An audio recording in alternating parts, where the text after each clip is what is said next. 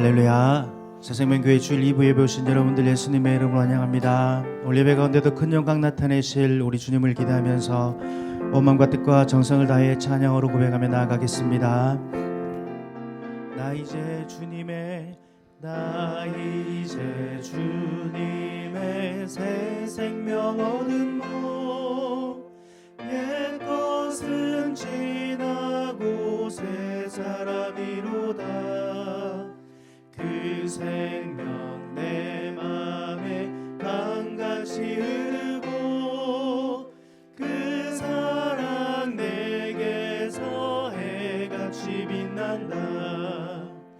영생을 누리며 주 안에 살리라. 오늘도 내일도 주 함께 살리라. 주 따라가는 길 험하고 멀어도 찬송을 부르며 뒤따라가리라. 나 주를 모시고 영원히 살리라. 날마다 섬기며 주 함께 살리라. 영생을 누리며 주 안에 살리라. 오늘도 내일도 주 함께 살리라. 아멘. 우리 창조의 아버지를 부르면서 주님 보좌 앞으로 나아가겠습니다. 창조의 아버지, 창조의 아버지, 그 섭리 보이사 택하신 세대 일으키어 이 땅을 고치소서. 주의 크신 능력 만물이 사모하니 성령의 기름 부어주사 이 시간 임하소서. 주 영광 여기 임하사 주 영광 여기 임하사 열방향의 금이 비추소서.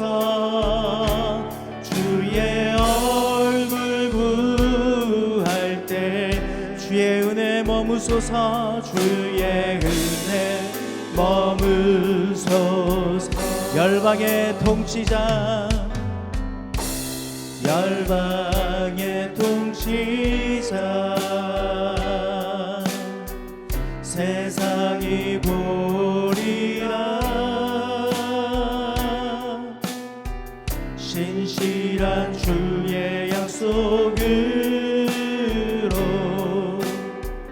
교회는 승리하리. 우릴 돌아보사 우릴 돌아보사 강건케 하소서. 연약한 모두 벗어지고 승리케 하옵소서. 주 영광 여기 임하사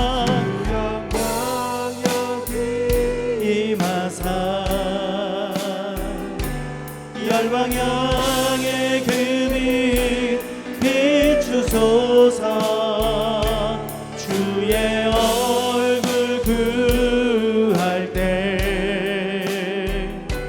주의 은혜 머무소서. 주 영광 여기 임하사 주 영광 여기 임하사 열방향의 금이 비추소서. 주의 얼굴 구할 때 주의 영광 영광 영광 영광 영광 영광 영광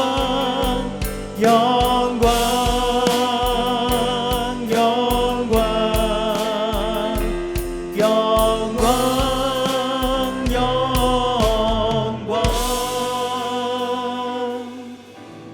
우리가 오늘도 살아계신 하나님을 예배하기 원합니다.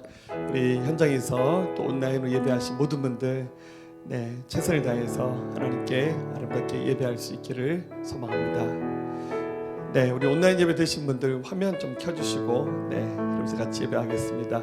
우리 하늘의 문을 여서서 고백하면서 2부 예배 하나님 올려드리겠습니다.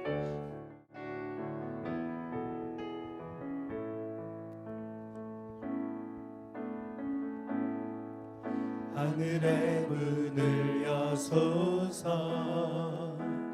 이곳을 주목하소서 주를 향한 노래가 꺼지지 않으니 하늘을 열고 보소서 이곳에 임재하소서 주님을 기다립니다. 기도의 향기가 하늘에 닿으니 주여 임재하여 주소서 이곳에 오셔서 이곳에 앉으소서 이곳에서 드리는 예배를 받으소서 주님의 이름만이 오직 주의 이름만 이곳에 있습니다. 하늘의 문을 여서서 하늘의 문을 여소서 이곳을 주목하소서 주를 향한 노래가 꺼지지 않으니 하늘을 열고 보소서. 아멘. 자, 우리 손들 고백할까요?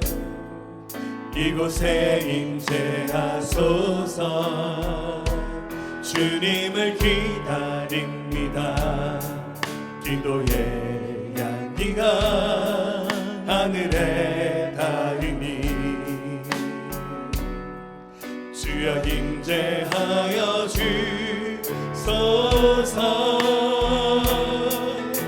이곳에 오셔서 이곳에 앉으소서 이곳에서 드리는 예배를 받으소서 주님의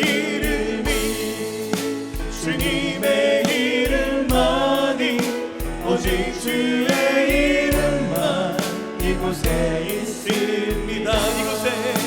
이곳에 오셔서 이곳에 앉으소서 이곳에서 드리는 예배를 받으소서 주님의 이름만이 오직 주의 이름만 이곳에 있습니다. 이곳에 오셔서 이곳에 앉으소서 이곳에서 드리는 예배를 받으소서 주님의 이름만이 오직 주의 이름만 이곳에 있습니다. 우리 함께 기도를 나가겠습니다.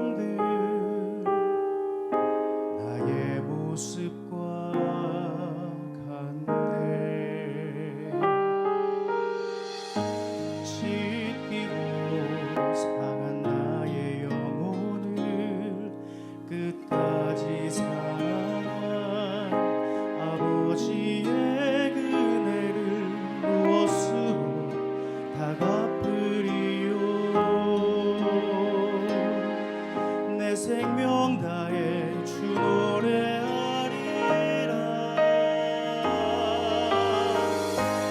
내 생명의 근원 되신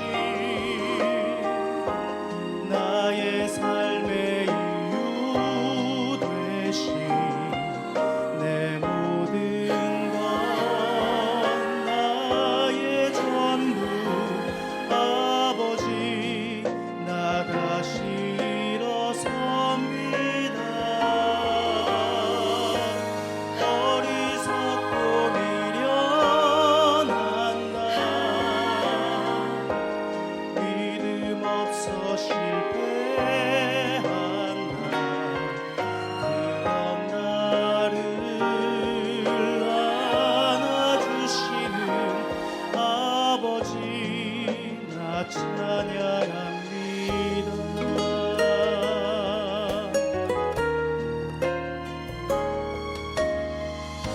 찢기고 상한 나의 영혼을 끝까지 사랑한 아버지의 은혜를 무엇으로 다 갚으리요. 내 생명 다해 주 노래하리라.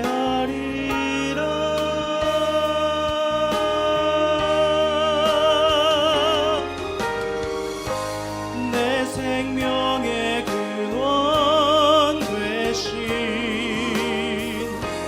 나의 삶의 이유 되신 내 모든 것 나의 전부 아버지 나 다시 일어섭니다.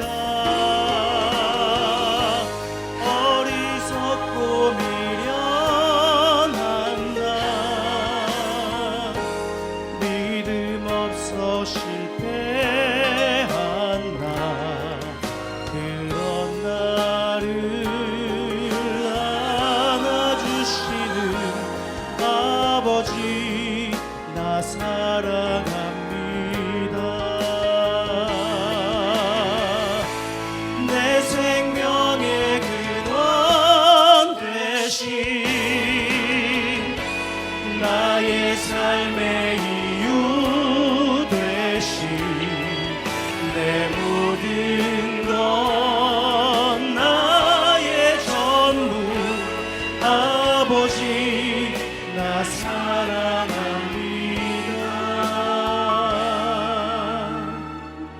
아버지 나 사랑합니다.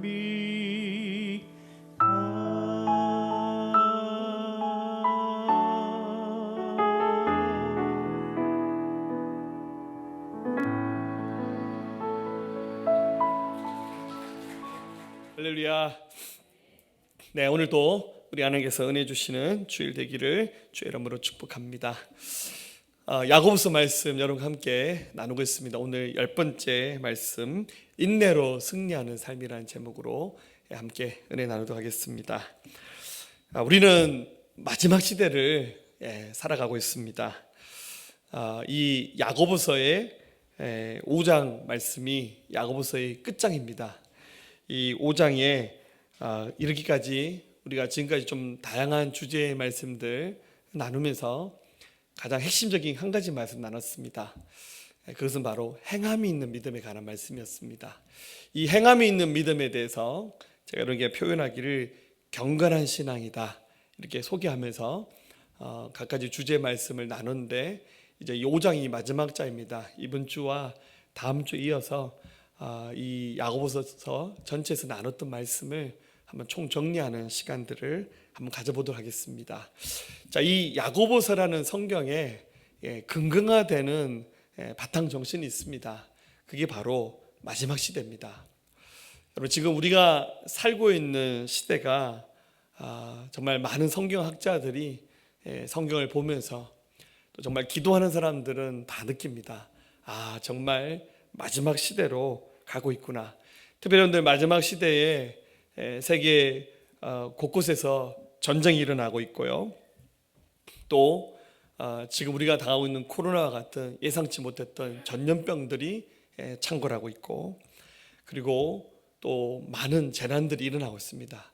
한 일주 전쯤인가 일본에 큰 지진이 일어났다는 뉴스를 봤죠. 다행히 좀 바다에서 일어나서 큰 피해는 없었다고 들었는데, 올해 일본에서 도쿄올림픽을 한다고 하는데 열릴 수 있으리라고 생각하는 사람들이 거의 없죠. 근데 저러다가 지진 한번 크게 일어나면은 누가 겁나서 가겠습니까? 우리 유미 아빠가 일본에 선교사 한 분 계신데 걱정입니다. 전 세계에 일어나는 많은 그런 사건들을 살피면서 정말 마지막 시대가 가까웠구나 하는 사실을 우리가 확인할 수 있습니다. 성경에서도 말합니다. 마태복음 24장 21절에 이는 그때 큰 환란이 있겠습니다. 창세로부터 지금까지 이런 환란이 없었고 후에도 없으리라.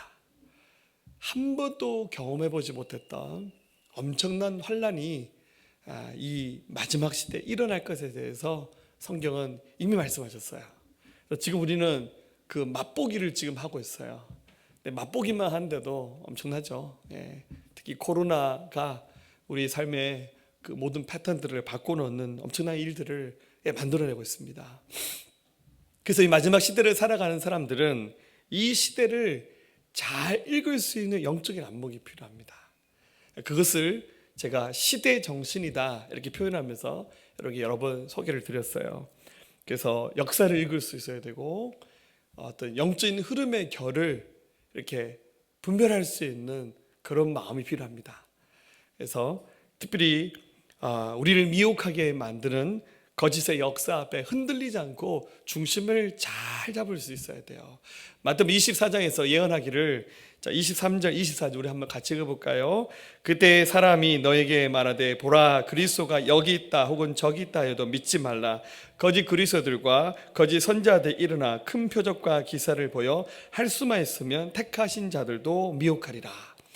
가짜 선지자들, 가짜 예수님이 등장해서 표적까지 행하면서 할 수만 있으면 많은 믿음의 사람들을 흔들어 놓는다. 이게 마지막 시대에 일어날 사건이라고 성경 예언하고 있어요.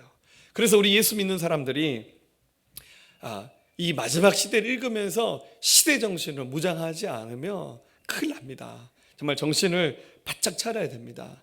우리 시대에 정말 필요한 믿음의 자세가 있다면 그건 바로 경건한 신앙입니다.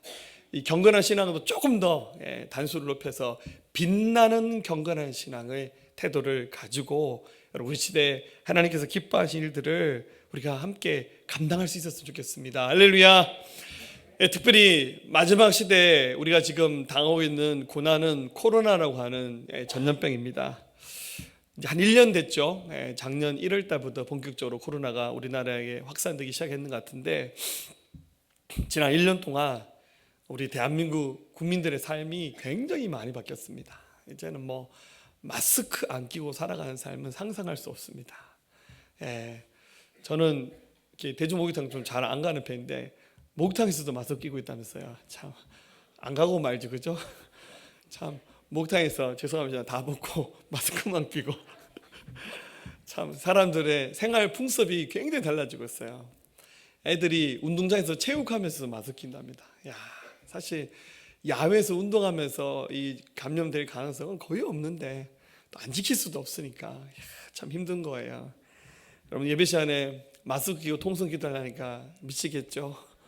어렵죠. 찬양 많이 부르면 힘들다고 하더라고요. 근데 제가 지지 않습니다. 할렐루야.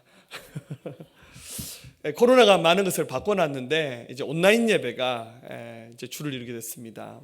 대면 예배, 비대면 예배라는 말이 생겨났는데요. 온라인 예배가 참 쉽고 편하고 좋죠. 그래서 우리가 이제 온라인 예배를 굉장히 잘 섬기기 위해서 미디어 팀에서 이렇게 지금 줌 서비스 하면서 오늘은 지금 앞에 온라인 예배 들으신 분들 지금 화면에 띄워져 있어요. 지금 다 보고 있습니다. 할렐루야. 네. 그래서 생각보다 온라인 예배가 참 편하다 이런 얘기를 많이 해요. 근데 이것이 자칫 잘못하면 신앙의 게으름을 가져올 수 있어요. 11시 예배 1분 전에만 들어와도 돼요. 할렐루야. 그리고 상반신만 나온대요. 그래서 바지는 파자마처럼 있어도 표시가 안 나요. 세수 안 해도 표시 안 나올 수 있어요. 이런 게 이제 주가 되면 안 되겠죠. 또 전도하기 힘들고 기도하기 힘들잖아요. 근데 잘못하다 보니까 전도 안 해도 된다, 기도 안 해도 된다라는 우리 신앙의 열정을 상실해 가는 계기가 되는 것 같아요. 다들 하는 말이 할 게 없대요. 할 일이 없대요. 제일 큰 문제는 반기독교적인 정서가 너무 많이 확산되고 있어요. 왜 이렇게 매스컴에서 교회 얘기를 이렇게 확대해서 하는지 몰라요. 참 저는 뉴스를 봤는데 이런 뉴스는 한 번도 못 봤어요. 지하철에서 코로나 감염됐다, 이런 뉴스 안 나오죠. 서울에 가보세요. 콩나물 시루처럼 사람들 이빨이 태워가지고 할렐루야. 근데 거기서는 이렇게 뭔 감염된 뉴스는 안 나오는데 예배당에서 감염됐다 이런 뉴스는 실제 그런 있을 수는 있지만 그런 뉴스는 너무 크게 나오고 좀 불공평하다는 생각도 좀 들어요. 그러다 보니까 너무 반기독교적인 문화들이 막 만들어지면서 진짜 전도하기 힘든 시대에 우리가 접어들어는 것 같아요. 그러다 보니까 다들 말합니다. 좀 쉽게 하자, 편하게 하자. 제가 이번 주에 우리 교회 온라인으로 중보기도 집회 한다니까 아는 목사님이 헐 그러시더라고요. 내가 어차피 놀아도 시간 가고 열심히 뭘 해도 시간 간다. 어차피 당분간은 뭐 안 된대. 우리 온라인으로도 뭘 한번 해보자. 그거예요. 물론 예배당에서 하는 것보다는 은혜가 조금은 반감되겠지만 포기하지 말고, 또 온라인의 장점이 있잖아요. 밖에서 일하다가도 예배 들을 수 있잖아요. 또 온라인에 또 장점이 있잖아요. 이 장점들을 극대화해서 해야죠. 자, 사랑하는 여러분들, 마지막 시대입니다. 이 마지막 시대 다른 사람들은 어찌 신앙생활하든 모르겠어요. 다른 교회는 어찌하든 간에 우리는 주님이 칭찬하실 만한 믿음의 사람, 특별히 빛나는 경건한 하나님의 사람으로 살아가시기를 주의 이름으로 축원합니다.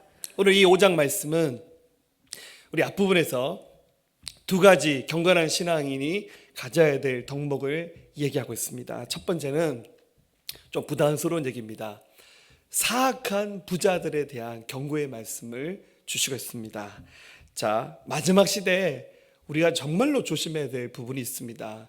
그것은 바로 물질입니다. 돈이 세상을 지배하는 세상으로 가고 있어요. 돈이면 다 됩니다. 물질 만능주의 시대가 우리 앞에 펼쳐졌어요. 그러다 보니까 필연적으로 악한 부자들이 등장할 수밖에 없어요. 자, 제가 부자 미워하는 거 아닙니다. 할렐루야. 부자 사랑합니다. 할렐루야. 우리 사랑하는 성도들이 경제적으로 다 넉넉하게 넘쳐난 은혜 가운데 살았으면 좋겠어요. 근데 문제는 세상은 돈을 우상시하는 세상이잖아요.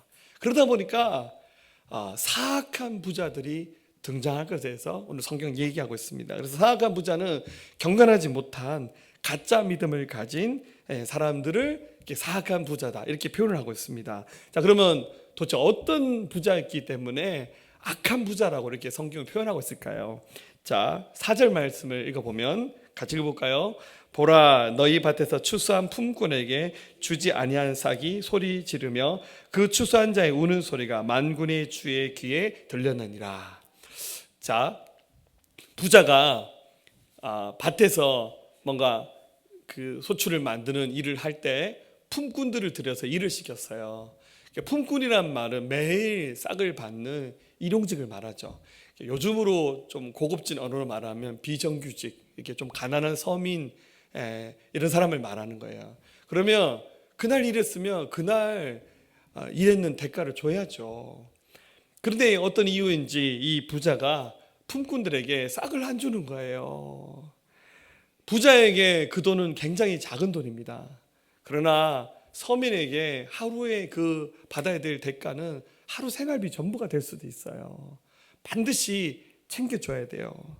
근데 돈이 없어서 안 주는 게 아니라 뒤돌아서서는 자기 쾌락과 사치와 방종을 일삼는 데는 돈을 막 쓰는 거예요. 그리고는 정당한 노동을 한 사람에게는 품삯을 안 주는 거예요.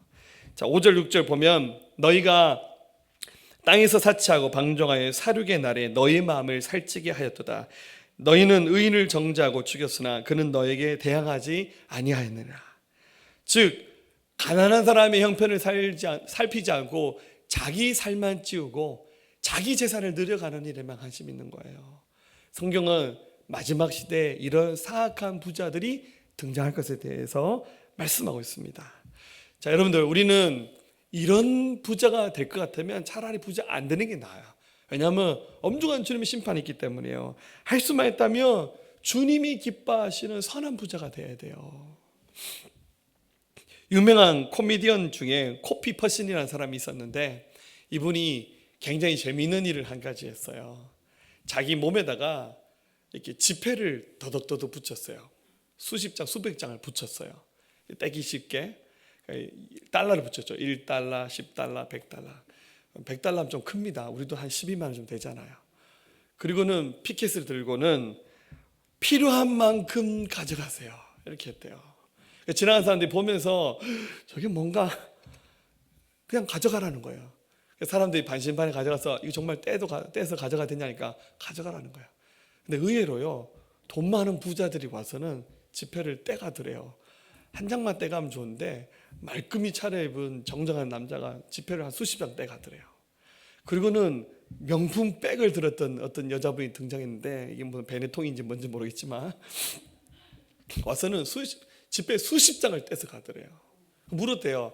돈 많이 있는 것 같은데 이거 떼서 뭐 하시냐니까 네일 아트 받으러 간다고 그러면서 떼가더래요. 근데 놀라운 것은 허름한 옷을 입은 가난한 사람들이 나타나서는요, 딱 지폐를 달랑 한 장, 두 장만 떼서 가더래요. 그래서 더 많이 가져가셔도 된다니까. 아니요, 지금 마실 커피 한 잔, 샌드위치 하나면 족합니다. 여러분들, 없는 사람이 더 마음이 여유롭잖아요. 있는 사람이, 죄송합니다, 더 악해요.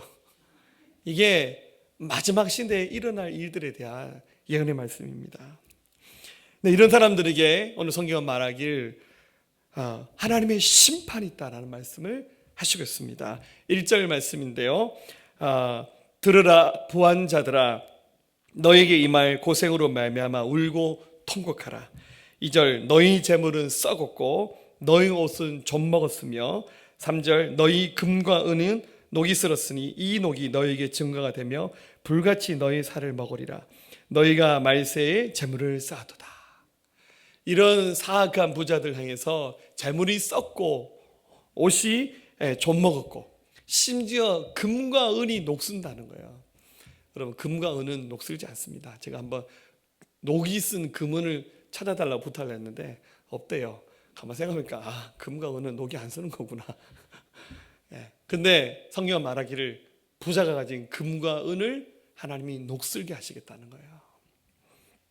자기가 원한 데서 그 부를 영원히 유지하면서 간직하면서 하는 것이 아니라는 거예요. 우리 세상 말로 한 방에 훅 날아가 버리는 거예요. 이런 마지막 시대의 사악한 부자들에 대해서 하나님 경고하고 있습니다. 자, 오해하지 마세요. 제가 부자 미워하기 때문에 우리 목사님이 없어가지고 저렇게 얘기하는 것 같다. 아닙니다. 저 부자입니다. 할렐루야. 하나님이 기뻐하시는 축복의 대명사가 사실은 부자예요. 성경에서 부자를 나쁘게 얘기하지 않아요. 다만 이런 악한 부자가 아니라 하나님이 기뻐하시는 선한 부자로 사셔야 돼요. 자, 그러면 선한 부자가 뭡니까? 그러니까 오늘 주제가 선한 부자가 아니기 때문에 짧게 말하면, 여러분, 선한 부자는 하나님이 복을 주시는 사람이에요. 욥기 1장 10절에 주께서 그와 그의 집과 그의 모든 소유를 울타리에 두르심 때문이 아니니까 주께서 그의 손을 하는 바를 복되게 하사 그의 소유물이 땅에 넘치게 하셨다고. 하나님이 복을 주시는 사람이 부자가 되는 거예요. 그럼 어떻게 되면 그 순간에 교만하지 않고 어떻게 됩니까? 정직해야 됩니다. 잠언 14장 11절 악한 자의 집은 망하겠고 정직한 자의 장막은 흥하리라. 하나님이 기뻐하시는 선한 부자는 정직한 사람이에요. 또 선한 부자는요, 내가 누리게 된 부를 어떻게 하면 우리 자식에게, 손자에게 물려줄 걸 고민하는 사람이 아니라 그 주신 축복을 어떻게 하면 다른 사람에게 흘려보낼까를 고민하는 사람들이에요. 자, 성경 말합니다. 너는 구제할 때 오른손이 하는 것을 왼손이 모르게 하여. 그러니까 무슨 말입니까? 은밀하게 구제하는 부자가 되라는 겁니다. 잠언 11장 25절 구제를 좋아하는 자는 풍족하여질 것이요 남을 윤택하게 하는 자는 자기도 윤택하여지리라.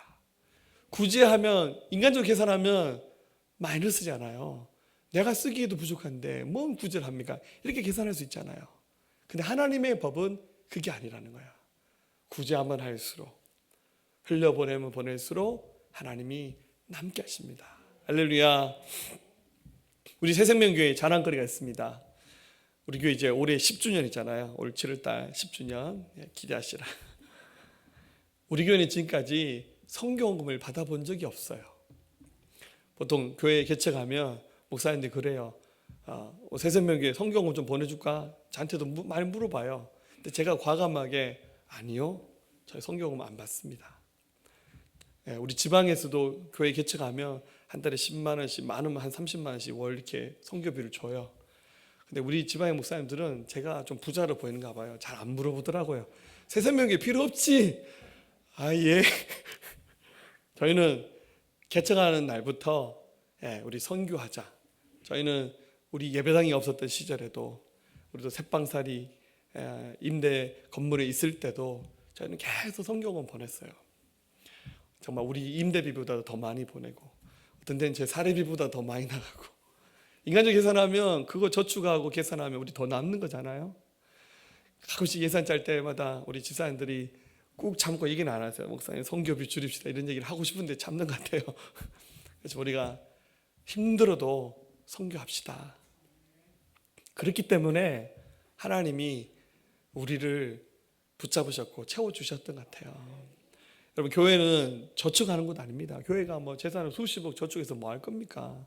뭐 이자 놀이할 거예요? 뭐 할 거예요? 교회는 흘려보내는 곳이 돼야 돼요. 우리가 쓰고 남는 재정은 다 흘려보내야 돼요. 우리 이웃을 섬기는 구제하는 일을 좀 해야 하잖아요.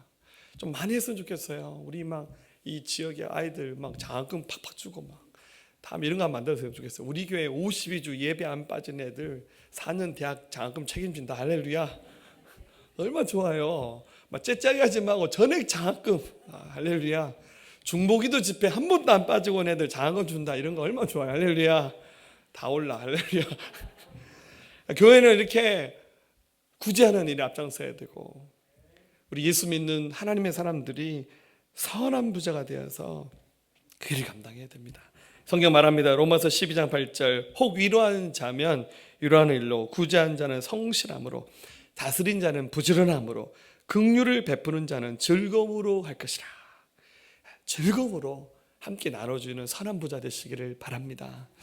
유명한 한정입니다. 우리나라 한국유리 이제 고인이 되셨는데 최태섭 장로님, 이분의 간증이 베스트셀러가 된 적이 있죠. 이분 굉장히 우리 이웃을 위해서 섬기는 일에 앞장서셨던 분입니다. 그 계기가 있었는데 이분이 해방 전에 중국의 그 만주 지방에서 간도 지방에서 거기서 사업을 하셨대요. 피난 이제 우리 그 일제 치하 때. 근데 이제 그 중국 지역이 공산화되면서 어느 날 갑자기 막 공산당 당원들이 공안들이 몰아와서는 그 동네 사람들 다 운동장에다 몰아세우고는 한 명씩 불어 세워서 이 사람 어떤 사람이야 이렇게 물어보더래요.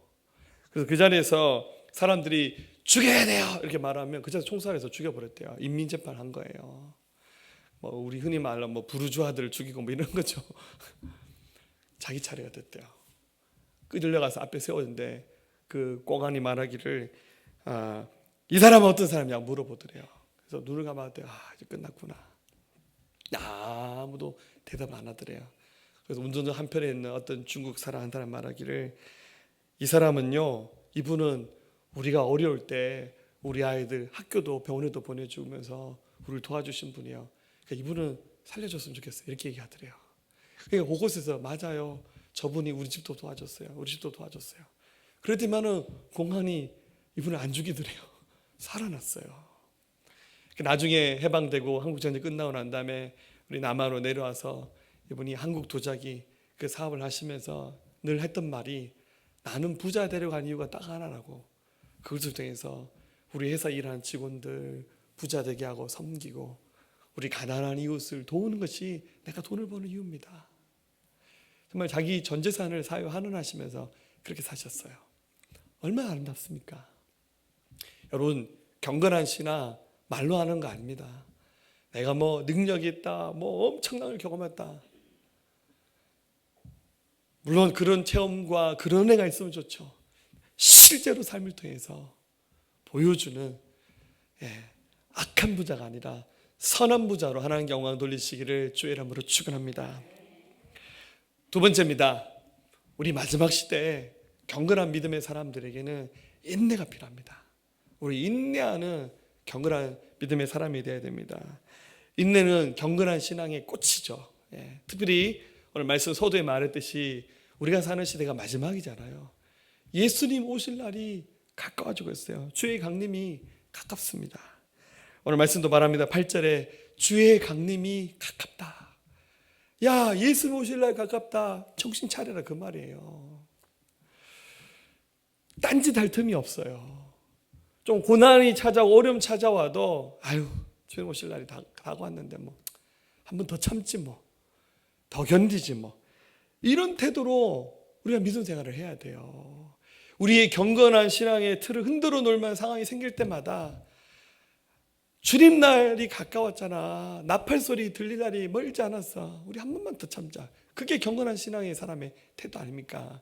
성경 말합니다. 마태복음 24장 14절에 이 천국 복음이 모든 민족에 증언되기 위하여 온 세상에 전파되리니 그제야 끝이 오리라. 천국 복음이 모든 민족에게 전해지면 예수님 오신다고 하셨어요. 그래서 우리 루이스 부시라는 선교학자가 그 통계 자료를 발표했잖아요. 1989년 기준으로 했을 때 전 세계 미전도 종족의 숫자가 24,000 민족이었는데 지금 30년이 흘렀어요. 그 30년 동안 전 세계 많은 선교단체와 교회들이 예수님 안 믿는 민족들이 가장 많은 곳에 선교사를 다시 보내기 시작해서 30년 만에 이 세계 역사가 바뀌었어요. 그래서 미전도 종족이 지금은 500민족 남았답니다. 30년 만에 엄청난 속도로 예수님 안 믿는 민족 숫자가 줄어들기 시작했어요. 그 500민족이 다 복음을 받아들이면 주님 오실 날이 가까웠다, 그 뜻이에요. 얼마 안 남았습니다, 여러분들. 지금 전 세계 거의 모든 언어로 그 GBT 같은 선교단체에서 성경 번역하는 일도 거의 뭐 다 완성돼 간다고 합니다. 주님 오신 날이 가까웠어요. 그래서 어떻게 됩니까? 우리의 마음을 굳게 해야 됩니다. 우리의 마음을 강하게 됩니다. 7절에 그로 형제들아 주께서 강림하시기까지 길이 참으라. 8절에 너희도 길이 참고 마음을 굳건하게 하라. 길이 참고 마음을 강하게 하라는 거예요. 이 말씀 영어로 찾아보니까 마음을 굳건하게 하라는 말이 우리말에 해당한 분이 stand firm이라는 단어가 되는데 이 말은 뭡니까? 견고하게 서 있으라. 이번 주에 여러분들 강풍 불었잖아요. 아시죠? 저는 바람 불 때마다 우리 교회 종탑이 흔들릴까 걱정 많이 했어요. 저희 아파트가 이렇게 앞에 다른 동의 없이 이렇게 논 쪽을 향해 있는데요. 바람 부는 날마다 저희 아파트 진짜 바람 많이 불거든요. 막 베란다 유리가 막 흔들리고 막 그래요. 그래서 저 유리 깨지면 어떡할까 걱정을 하는데 감사하게 잘 지나갔어요. 강풍이 불어올 때 제가 무겁지 않은 몸무게인데 좀 흔들리더라고요. 할렐루야. 여러분, 어떤 풍파가 다가와도 깨어있는 경건한 사람은 마지막 시대에 확실히 그 자리에 서 있는 사람들입니다. 이런 믿음의 태도를 가지셔야 됩니다. 특별히 말하기를 야, 농부의 인내를 한번 배워봐라. 여러분들, 농부가 씨를 뿌리고 난 다음에 바로 거두지 않아요. 봄, 여름, 가을, 겨울을 거치면서 수확을 합니다. 7절에 그러므로 형제들아 주께서 강림하시기까지 길이 참으라. 보라, 농부가 땅에서 나는 귀한 열매를 바라고 길이 참아 이른 비와 늦은 비를 기다린다고. 농부는 씨를 뿌리고 기다립니다. 저희 집 얘기를 했는데 저희 사택이 우리 동네에서 제일 좋아요. 할렐루야. 20년 된 아파트인데 너무 좋아요. 저희 아파트 앞에 논이 있어요. 그 논을 쫙 가로질러서 가면 조그만 저수지가 나오는데 저희가 한 번씩 산책을 가는데 딱 왕복하면 1시간 거리거든요. 그래서 이게 딱 가보면 저희 아파트에서 보면 사계절을 볼 수 있어요. 그러니까 모내기 하는 절도 볼 수 있고, 여름에 그 벼들이 이렇게 자라서 푸른 빛을 보이면서도 볼 수 있고, 중간에 태풍이 한번 와요. 태풍이 오면 논 한쪽이 벼가 다 이렇게 넘어졌어요. 제가 안타깝죠. 저거 빨리 세워야 되는데 그 다음 날 가보면, 저는 이제 낮에 출근하니까 와보면 그 넘어졌던 벼를 다 세워놨더라고요. 그래서 야, 다행이다. 우리 건 아니지만. 그래도 가을이 되면 어김없이 그 익은 벼를 이렇게 추수하고, 요즘에는 그 남은 그 뭡니까 볕단을 이렇게 하얗게 말아서 꼭 마시멜로처럼 그렇게 해놨더라고요. 그렇게 이렇게 들판에 가득 채워놨어요. 산책할 때마다 보면서 야, 참 땅이 이렇게 좋은 거구나. 씨를 뿌리며 이렇게 결실을 주니까 하나님이 주신 이 잘 돼서 우리 인간이 먹고 사는구나. 근데 이게 그냥 되는 게 아니라 한 농부가 인내하면서 헌신했기 때문에 가능한 거잖아요. 마지막 시대에 좀 길게 보세요. 오늘 안 된다고 막 뒤집어지지 말고 하나님 안 살아계신 것 같아. 하나님 나 사랑 안 하신 것 같다고 막 그렇게 하지 마시고, 성경 말합니다. 원망하지 말라고. 경건한 사람은 하나님 원망하지 않고 사람 원망하지 않아요. 다 내 탓입니다. 내가 부족하기 때문이에요. 그렇게 생각하는 거예요. 9절, 형제들아 서로 원망하지 말라. 그리하여야 심판을 면하리라. 보라, 심판주가 문 앞에 서 계시나. 주님 이제 곧 오시는 거예요. 문 앞에 서 계시는 거예요. 놀라지 마세요. 내가 욕하고 있을 때 예수님 오시면 안 되잖아요. 내가 막 원망하고 있을 때 오시면 안 되잖아요. 제일 좋은 건 우리 교회가 예배 드릴 때 예수님 오셔야 돼. 할렐루야. 우리 부흥하고 있을 때 예수님 오셔야 돼. 그러면 우리 다들 그냥 할렐루야 하고 이제 흰 옷 입고 가는데, 완전히 그냥 잠만 자고 욕하고 사명 감당하지 않고 게으르고 살 때 주님 오시면 민망하잖아요. 그죠? 네. 또 말하기를 선지자들의 본을 받으라. 여러분 고난당한 선자도 많거든요. 10절에 형제들아 주의 이름으로 말한 선자들을 고난과 오래 참음의 본으로 삼으라. 성경에 고난당한 선자 얘기들이 엄청나게 많아요. 그 순간에 어떻게 했습니까? 인내했어요. 뭐 많은 사람 있지만 다니엘 같은 사람, 제 영어 이름이 다니엘이잖아요. 제가 다니엘 좋아합니다. 왕이 아닌 다른 누구에게도 기도하지 말라는데, 포로로 끌려갔던 그 시대 다니엘 어떻게 합니까? 창문을 열고 사람들 다 들으라고 하루에 3번씩 이스라엘의 성전을 하여 하나님 앞에 기도했어요. 어떻게 합니까? 붙잡혀갔어요. 굶주린 사자굴에 던져졌지만 하나님 그를 보여주셨어요. 이사야 선지자에게 주님이 이사야야 맨발로 다니면서 예언하라. 옷 입지 말고 벗은 몸으로 하면서 예언하라는 거. 이유가 뭡니까? 심판이 임할 때 이렇게 비참하게 심판받는다는 것을 하나님 예표하시기 위해서 이사야에게 벗은 몸 맨발로 다니게 하셨는데 3년 동안 그렇게 생활했어요. 창피하고 손가락질 받는 일이잖아요. 그런데 하나님의 말씀을 바라보면서 인내하는 믿음의 태도를 가졌습니다. 결국 오늘 말씀의 결론이 뭡니까? 마지막 시대 믿음의 사람은 인내해야 됩니다. 인내하는 사람이 복이 있습니다. 할렐루야. 11절 우리 같이 읽어볼까요? 보라, 인내하는 자를 우리가 복되다 하나니 너희가 욥의 인내를 들었고 주께서 주신 결말을 보았거니와 주는 가장 자비하시고 긍휼히 여기시는 이시니라. 아멘. 오늘 제가 정말 인내를 잘하는 분을 좀 소개해 드릴게요. 사람이 아닙니다. 벌입니다. 벌. 여러분 우리 밖에 나가면 꿀벌 있잖아요. 꿀벌. 우리 흔히 말하는 일벌이라 그러잖아요. 진짜 많아요. 저는 벌이 그렇게 많은지 몰랐는데요. 제가 운동을 하다가 제가 이렇게 팔이 조금 아파서 여기 테니스 엘보라 그러잖아요. 제 친한 목사님이 벌침을 잘 놓으시더라고요. 오늘 저보고 김 목사 벌침 한번 맞아볼래? 벌침? 이분은 이렇게 이 플라스틱 통을 들고 다니고 집게를 들고 다니세요. 하지만은 혼자서 이렇게 뭐 하지만 벌 한 10마리 잡아오세요. 그리고는 그걸 제 팔에 놔주셨어요. 3방 맞았는데요. 일주일 동안 제 팔이 부어서 이렇게 그래서 우리 애들이 아빠 다시는 그거 맞지 말라고 발이 이만큼 둥둥 부었는데 효과는 있더라고요. 근데 알고 봤더니 그 인터넷에 판대요. 쿠팡 옥션에 가서 벌 주문하면 100마리 온대요. 오는데 오는 과정에서 한 3분의 1은 죽어서 온대. 가공으로 주문하래요. 근데 파는 벌들은 독이 안 맵대요. 들판에서 잡은 벌은 독이 굉장히 맵대요. 그래서 세방도 조심해서 맞아야 돼요. 저는 연달아 3방 맞았는데 제가 시겁했어요.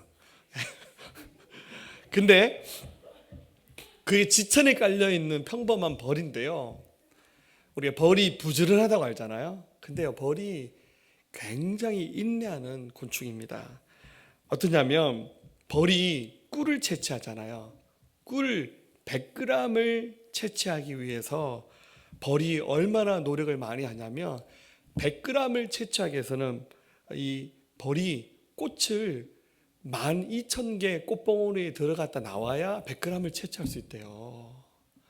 근데 그 꽃에 꽃간이 있는데 우리 눈에는 잘 안 보이는데 꽃 한 송이에 꽃간이 60개가 있대요.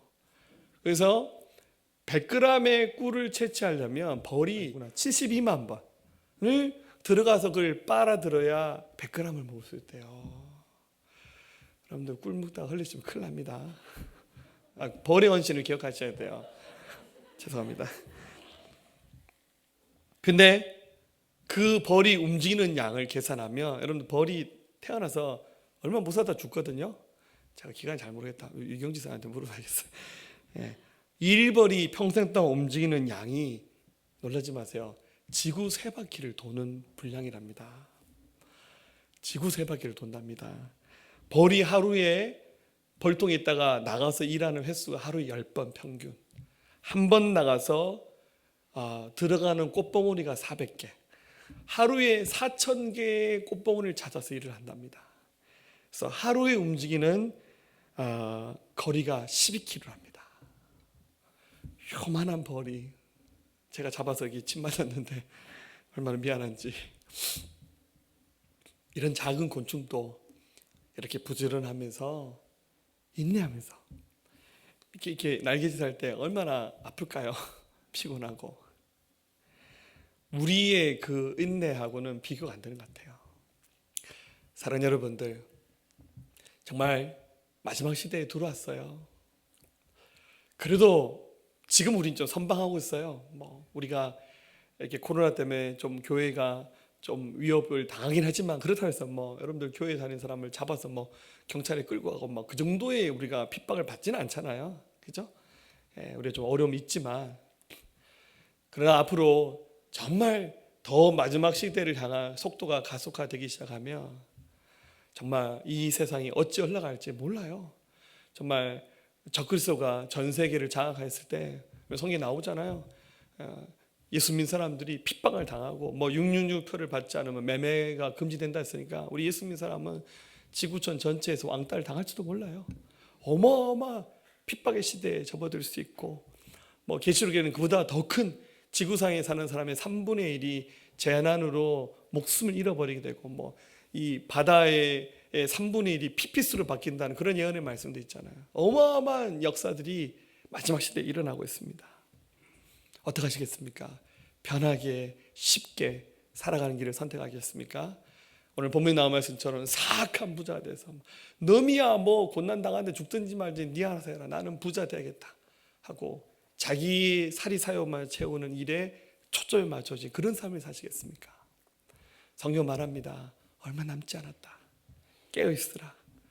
경건한 믿음의 사람으로, 하나님의 일들을 예비하는 믿음의 사람으로 살아가기를 우리에게 말씀하고 있습니다. 시대 정신을 무장한 경건한 하나님의 사람으로 살아가시기를 주의 이름으로 축복합니다. 조금만 더 참고 인내하면서 현재 고난을 이겨나갔으면 좋겠습니다. 마지막 말씀 마치겠습니다. 베드로후서 1장 6절.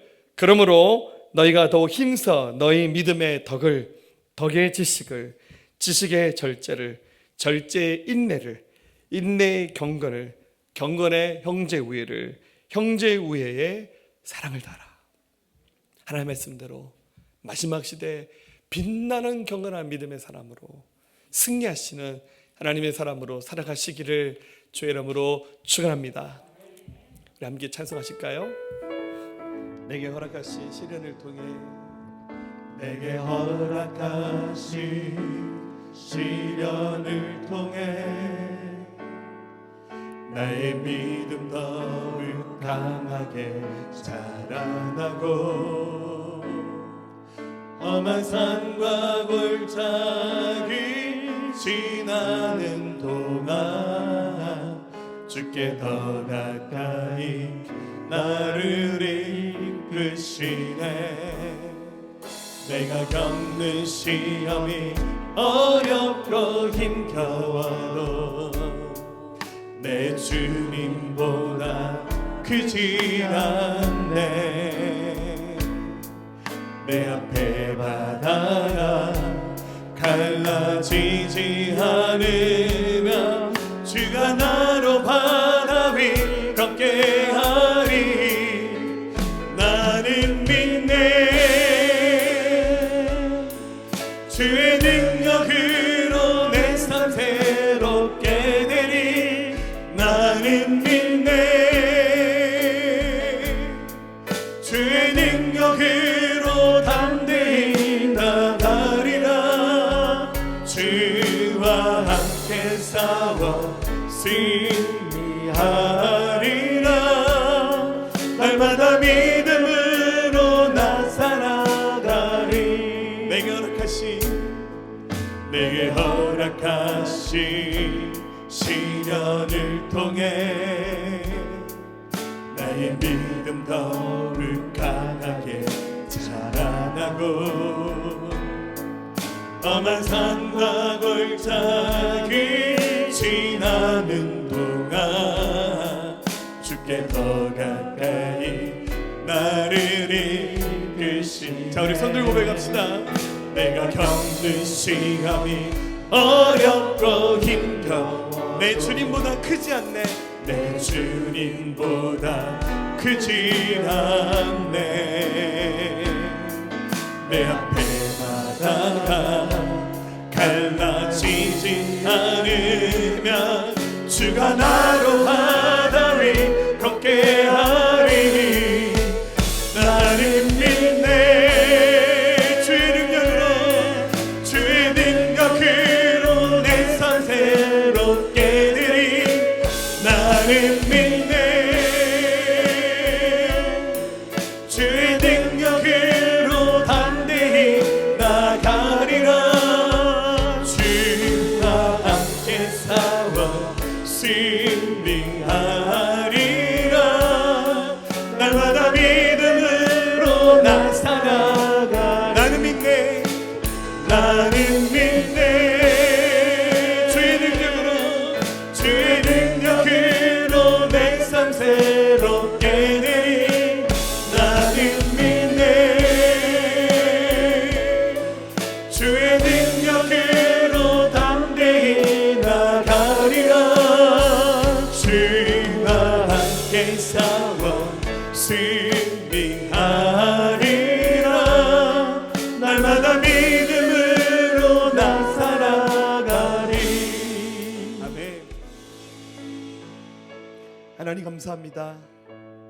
마지막 시대에 하나님 우리는 깨어있는 시대 정신을 무장한 믿음의 사람 되길 원합니다.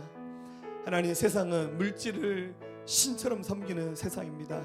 하나님 우리가 정말 주님 앞에서 하나님이 우리 주인이시고 물질의 주인이 하나님을 고백하며 우리 이웃을 섬길 수 있는 선한 부자로 살게 하여 주옵소서. 하나님 마지막 시대에 고난이 깊고 하나님 어둠의 터널 앞에 있다 할지라도 우리가 낭망하지 않고 하나님 아버지를 바라보며 승리할 수 있도록 예수님 도와주시옵소서. 성령의 충만함을 더하여 주시옵소서. 큰 믿음의 사람들 되게 도와주옵소서. 감사합니다. 예수님의 귀하신 이름으로 함께 기도했습니다. 아멘. 할렐루야.